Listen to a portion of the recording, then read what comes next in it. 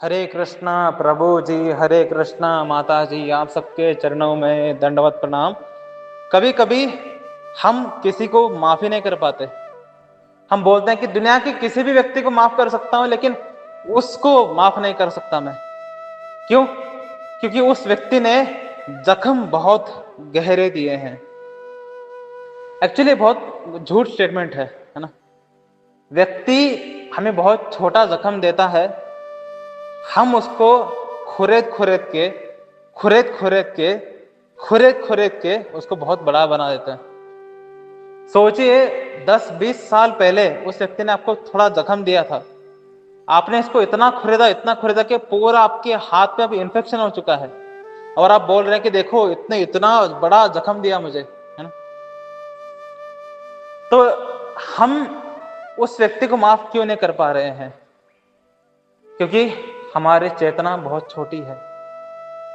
ये तो चलो कि हम सबसे बड़ा दुख देने वाले व्यक्ति को माफ नहीं कर पा रहे, हम तो कभी कभी इतना तुच्छ हो जाते हैं कि छोटे छोटे लोगों, है ना, जो हमारे छोटे छोटे अपमान करते हैं, हम पर हंसते हैं, इनको तक माफ नहीं कर पाते क्योंकि हमारी चेतना बहुत छोटी है। एक व्यक्ति को माफ नहीं कर पा रहा है, इसका मतलब क्या है? उसकी चेतना बहुत छोटी है ना। जितना एक व्यक्ति का चेतना बढ़ेगा, उतना उसको माफ करना बहुत आसान काम होगी, और जितना चेतना बढ़ेगी उतना ही वो ज्यादा पीसफुल होगा। तो हमें माफ करने की जगह एक व्यक्ति को अपने चेतना बढ़ाने के ऊपर फोकस करना चाहिए, क्योंकि जैसे ही चेतना बढ़ती है हम किसी को भी माफ कर सकते हैं, है ना। क्योंकि हम समझ जाते हैं कि कोई भी व्यक्ति हमें दुख नहीं देता है। प्रकृति हमारे कर्मों को यूज करती है और किसी को निमित्त बनाती है हमको दुख देने के लिए। कोई भी व्यक्ति हमें दुख नहीं दे सकता, कोई भी व्यक्ति हमारा अपमान नहीं कर सकता, कोई व्यक्ति हमारा कष्ट नहीं दे सकता, क्योंकि सारे के सारे अपमान, कष्ट, दुख हमारे जीवन में प्रकृति के द्वारा अरेंजमेंट्स हैं हमको वापस देने के लिए, है ना। प्रकृति अपने अंदर कुछ नहीं रखती, सब कुछ हमें लौटा देती है ना। जो भी हमने कर्म किए हैं वो सब लौटा देती है हमें किसी न किसी तरीके से।